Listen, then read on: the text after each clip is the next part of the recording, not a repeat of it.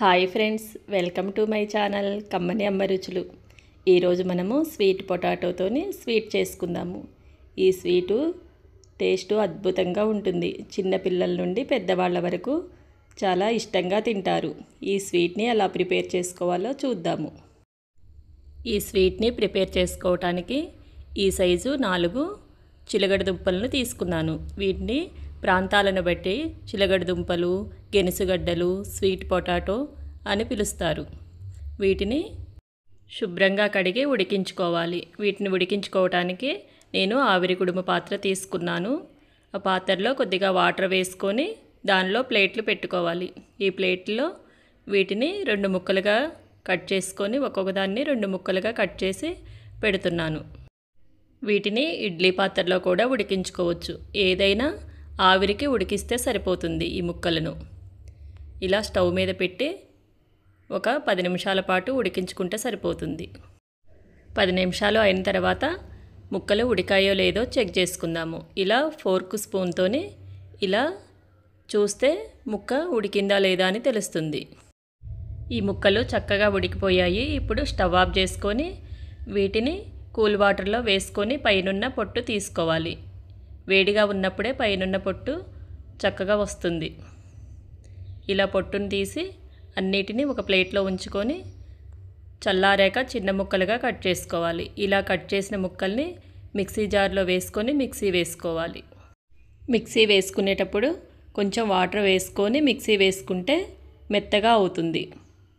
ఇప్పుడు స్టవ్ మీద బాండీ పెట్టుకొని 3 స్పూన్ల వరకు నెయ్యి వేసుకుందాము. నెయ్యి వేడయ్యాక జీడిపప్పుని తీసుకొని ఫ్రై చేసుకుందాము. ఈ జీడిపప్పు మంచి కలర్ వచ్చే వరకు ఫ్రై చేసుకుంటే సరిపోతుంది. మంచి కలర్ వచ్చాయి. ఇప్పుడు ఒక గిన్నెలోకి తీసుకుందాము. ఇలా తీసుకున్నాక కిస్మిస్లు కూడా ఫ్రై చేసుకుందాము. కిస్మిస్లు కూడా ఇలా ఫ్రై అయితే సరిపోతుంది. వీటిని కూడా తీసి ఒక ప్లేట్లో వేసుకుందాము. ఇప్పుడు ఇదే బాండీలో ముందుగా మిక్సీ వేసుకున్న గెనుసుగడ్డల పేస్ట్ ఉంది కదా, అది ఈ బాండీలో వేసుకుందాము. వేసుకొని కలుపుకుంటూ స్టవ్ని మీడియం ఫ్లేమ్లో పెట్టుకొని ఉడికించుకుందాము. అడుగు అంటుకోకుండా కలుపుతూ ఉడికించుకోవాలి. దగ్గర పడే వరకు ఉడికించుకుంటే సరిపోతుంది. ఇలా దగ్గర పడ్డాక 1 కప్పు తురిమిన బెల్లాన్ని వేసుకోవాలి.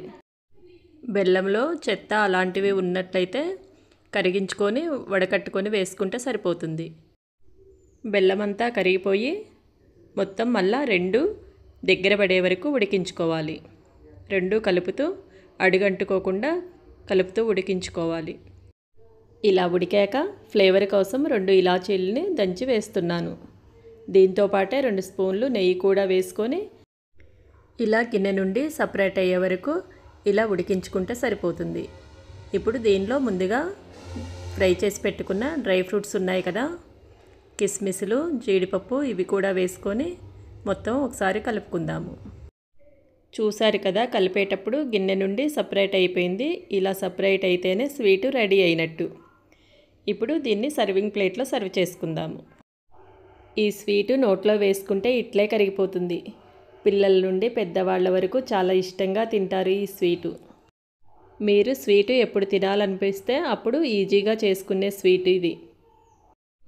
మీరు కూడా ఇలాంటి స్వీటు ట్రై చేసి టేస్ట్ చూడండి. Thank you for watching.